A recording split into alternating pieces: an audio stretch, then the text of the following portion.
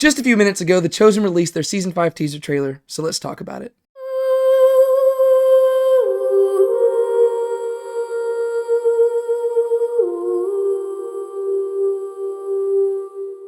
Welcome back to Now Let's Be Honest. I'm David Tate, and if you've been following this channel for any amount of time, you'll notice that things have been a little bit different lately. First off, I haven't posted a video on this channel in several months. And in addition to that, if you look at the background, you'll notice that things are notably lacking.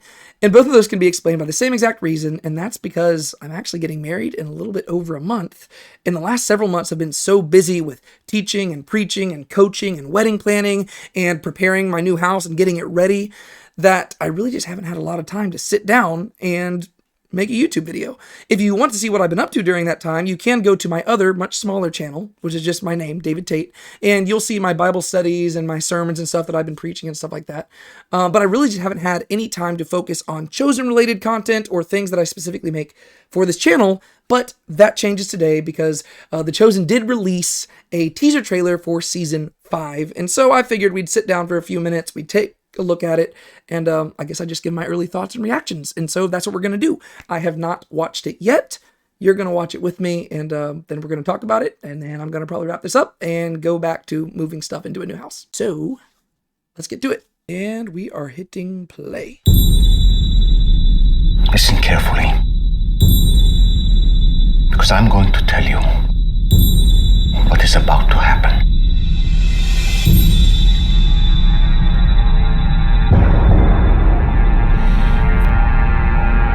This is my Father's word.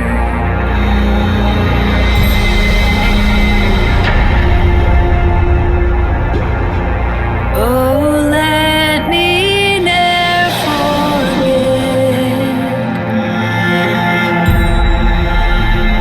forget that though the wrong seems off so strong,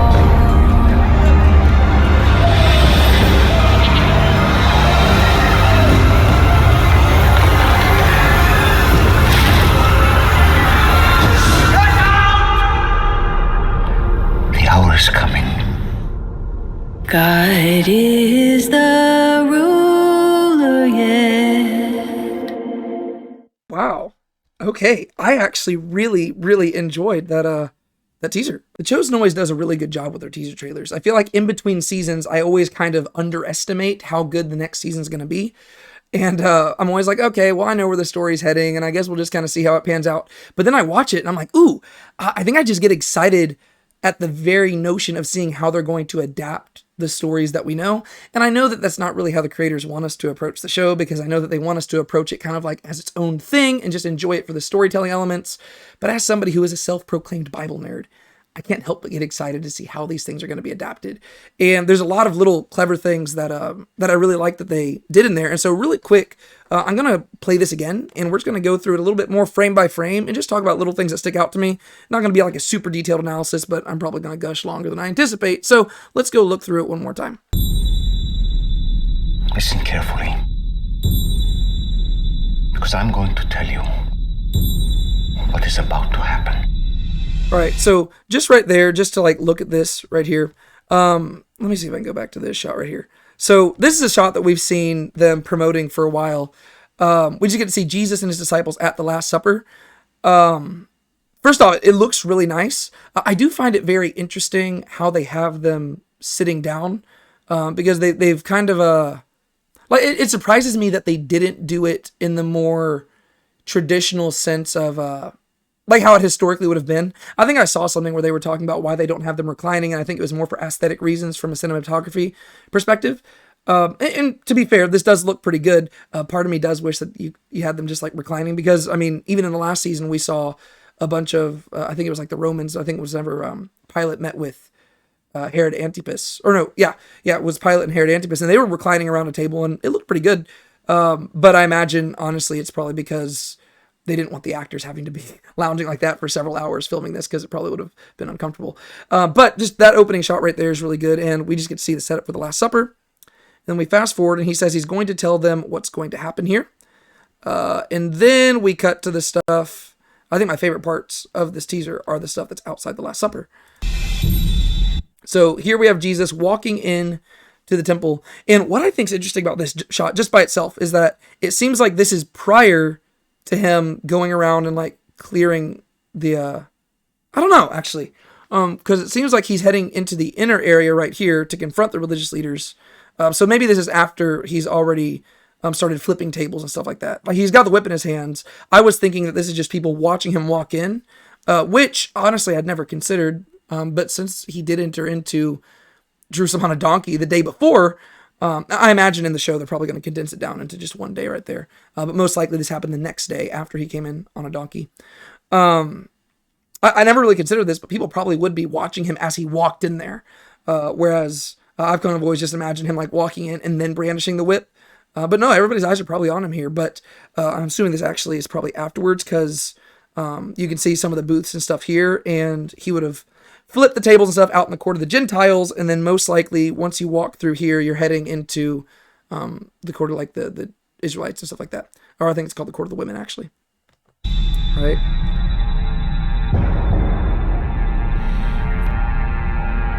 This is my Father's word. Okay, so here we have more Palm Sunday stuff. You can see him heading in right there. There's the temple in the background. There's the Antonia Fortress over here. Basically, this is probably going to be something very early on that we see in episode 1 because that's right where season 4 left off. Oh, actually, one thing right here I want to highlight. You see Peter here. He's like pointing at the temple and stuff like that. I'm wondering what they're setting up there, like where it could be him saying like, "Wow, Master, look at how amazing these stones are," because we know later on, if they're doing the whole Olivet discourse, like Matthew chapters 24 and 25, that basically there's this interaction where Peter and James and John and Andrew, they're basically talking to Jesus, saying, "Hey, look how amazing the temple is," and then Jesus goes on this long spiel about how basically not one stone is going to be left on top of another. Just the fact that you have Peter saying this to them right there is just, I don't know. Yeah, I don't have much to say there. Palm branches. Okay, this right here. This is probably my favorite part of the teaser trailer right here. I don't know my favorite part. But okay, you see how he's smiling. And then it just takes on an air of sadness, right? It's just a very subtle shift, like good acting on Jonathan Rumy's part. But one thing that I like to do is I don't like calling the triumphal entry the triumphal entry. I usually like calling it the tragic entry because I think that what people often fail to see in the Gospels is that this isn't an exciting moment. I mean, it's an exciting moment, but it isn't the moment that it could have been, right? When Jesus rides in on a donkey. I mean, Jesus is being proclaimed, like he's proclaiming himself the Messiah publicly for the first time. Other people are identifying him as the Messiah publicly for the first time. And they're even quoting the correct psalm about him, right? Hosanna, blessed is he who comes in the name of the Lord. They're quoting Psalm 118. And so everything looks from an external perspective like it's perfect. But then towards the end of this thing, as Jesus goes into the city, you see this in the Gospel of Luke, Jesus begins to weep. And he begins to say, "Oh, Jerusalem, Jerusalem, would you have known what makes for peace?" And basically what we see here is that this whole thing was a big misunderstanding, right? And this is something that Jesus talked about throughout the seasons of the show, in which the Bible definitely hints at. It's that the Jewish people at this time period had a total misunderstanding of who the Messiah was going to be. And therefore, Jesus knew that whenever he publicly identified himself as the Messiah, it was going to be drawing a line in the sand, and people were going to have to decide whether they were going to allow him to define who the Messiah is, or if they were going to allow their preconceived notions of the Messiah to kind of shape how they responded to him. And unfortunately, as they welcome him in with palm branches, they're calling back to whenever they welcomed in the Maccabees 150 years earlier. And, you know, the Maccabees, if you know anything about that story, they talked about it in the last season. Basically, this is this family that was known for overthrowing pagan oppressors. And so as Jesus is riding into Jerusalem on a donkey and people welcome him as the Messiah, they think that he is here to conquer and to lead a revolt. And that's why Jesus says, "Oh, Jerusalem, Jerusalem, would you have known what makes for peace?" Right? Because he isn't here to take on the Romans, he's here to take on sin. And because they think that taking on Rome is the path to peace, ultimately they are going to revolt, and that's going to result in the leveling of the city whenever the Romans come in AD 70 and destroy it. And so this is a very sad moment to where they see Jesus as, like, they see Jesus for who he is, they give him the right title, they even associate him with the right prophecy, but they totally misunderstand him, right? So for a moment, He finally receives the praises he deserves, but from lips that totally don't understand him and from hearts that don't genuinely receive him, right? And if you go back to Psalm 118, just a few verses prior to the things that the people are quoting right here, it says, the stone the builders rejected has become the cornerstone. And this is the Lord's doing, and it's marvelous in our eyes. This is the day the Lord has made. Let us rejoice and be glad in it, right? And so the Messiah's rejection is going to be essential to the salvation of the people. And I just want to highlight that, like just that subtle acting on Jonathan Rumi's part where he's smiling and then it gets somber.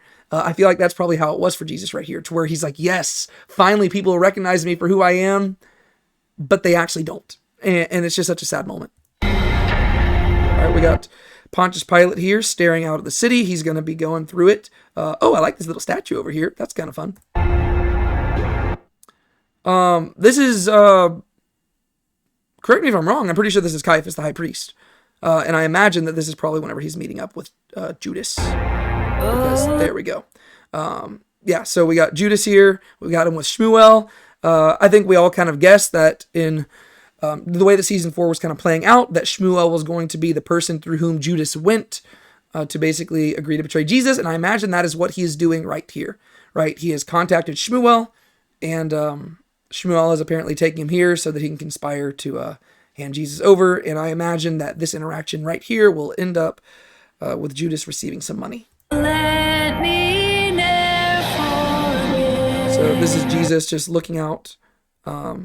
He's up on the city wall, right? He's just staring out at the pilgrims passing through and just recognizing what's going to happen. I imagine that right here, we're going to see the choir. They're probably going to be singing a song that's going to be really heart-wrenching. It's probably going to be one of the Psalms. And Jesus is going to be reflecting on it, I imagine. Shmuel seems to still be wrestling through this. I want to see what they're going to do with this guy, because it seems like he kind of drew the line in the sand at the end of season 4. Like, so Shmuel is a very interesting character just in general, because he's been going back and forth to where he's actually a much more complex character than I originally gave them credit for writing. To where I kind of originally thought that Shmuel was just going to be the stand-in for religious opposition to Jesus. And really, for seasons 1, 2, and 3, that's kind of what he was. Season 4, we got to see, I don't know, maybe there's more to this guy. But then at the end of season 4, it seems like he doubled down. But then right here, I don't know, it seems like he's still wrestling through things, perhaps even more than Judas. So I'll be interested to see what they end up doing with him. Who knows? Maybe they'll reveal that his name was actually Matthias or something like that, and it'll pave the way for them to get to the book of Acts later on, and they'll be able to be like, oh yeah, see, he was there all along. I don't know. That's obviously, I'm more joking, but okay. So right here, here we have Mary looking up. I'm assuming, just by the way she's looking, I'm assuming she's looking at Jesus here. I think that's Mary Magdalene right next to her. I'm assuming. They seem to be at some sort of dinner table, and Jesus has said something. This is not at the Last Supper, but she seems kind of terrified. Okay, so here we have Kaphne and Thomas meeting up again, and things are getting a little bit physical. And Thomas looks genuinely terrified. I kind of talked about this. I really am. I'm kind of scared to see what they do with Thomas, because I really didn't like how they handled his character in season 4.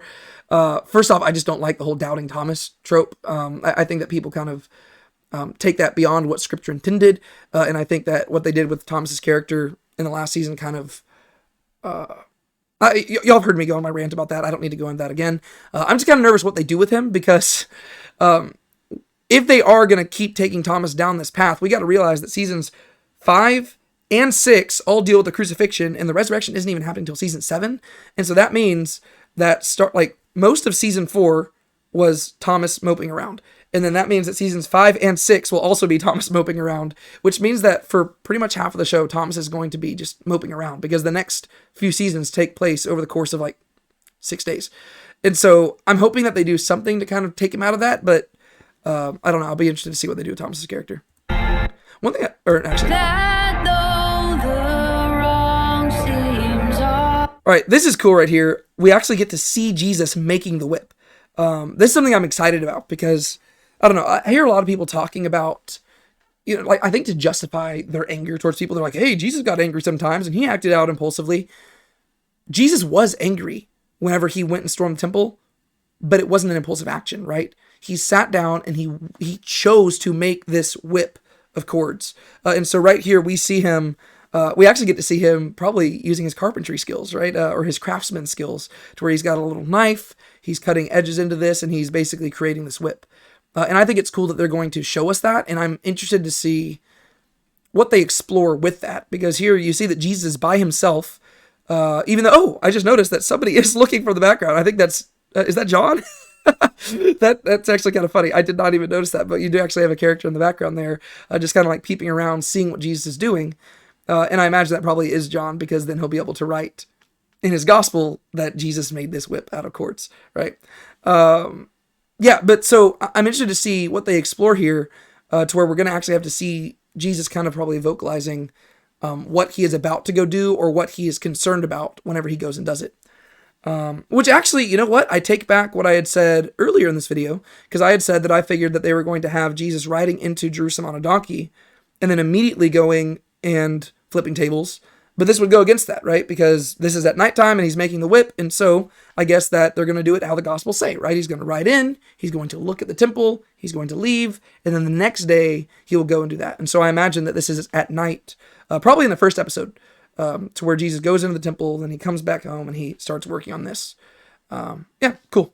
So strong. Right, now we have him going into the city.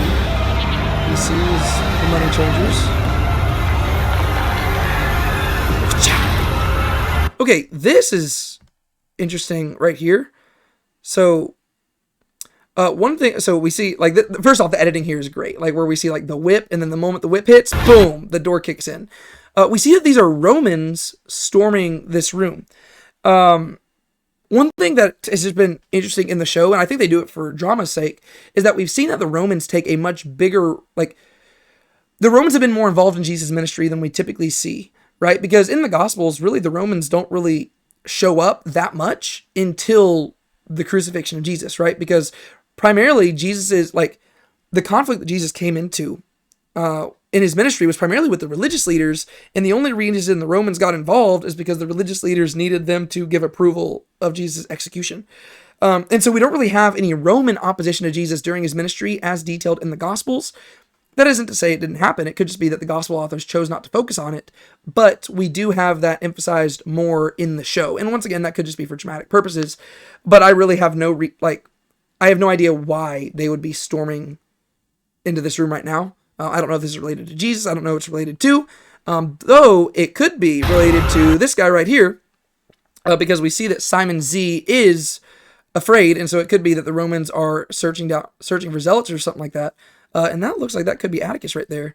I don't know. I'm interested to see what they're doing with this, just because this is obviously a fictional addition to the show that we really don't have any. I don't know. This is stuff I also get excited for, because I just want to see where they're going to go with this story, and hopefully it'll be something that also is obviously faithful to Scripture and stuff like that. But I don't know. I'm intrigued to see what they're doing with that. Right. So on one hand, we've got a festival going on, or some sort of party going on here. You see Jesus back here. I actually saw some sort of description about this. I forget from who, but you get to see Jesus. He is at this party, and he's participating with them. And I think it's cool how Jesus kind of still stands out there, even though he's in the crowd. But they're at like a wedding, or they're at something where, they're just partying. And then you see Pilate getting upset. Oh, this is cool. Oh my gosh, I didn't even notice this when I was watching it the first time. I'm wondering if this is going to be during the Olivet Discourse, whenever Jesus is talking about the destruction of Jerusalem. Is this going to be like a flash forward where you get to actually prophetically see what Jesus is talking about? If so, that is neat. I can't imagine anything of this scale that... I can't think of anything that would have happened during the week of Jesus' like passion that this could be. I'm assuming this is probably a foreshadowing of the destruction of Jerusalem in AD 70. That is cool. Now I changed my position from earlier. This is now my favorite moment in the trailer, because I could be totally wrong with this, but that's got to be what this is, right? I mean, look how much fire there is. There's this is a huge fire. That's got to be what that is. That is so cool. I'm excited about that. Okay, Jesus is yelling. We cut back to the Last Supper. The hour is coming. The hour is coming. Okay, so yeah, that's got to be what that was, because the whole trailer started with Jesus saying, I'm about to tell you what is going to happen. Now he says the hour is coming. These are all just little things that are taken from the Last Supper. And even the way that Jesus is looking there, it's almost like he's looking into the future. God is the ruler, yeah. Cool.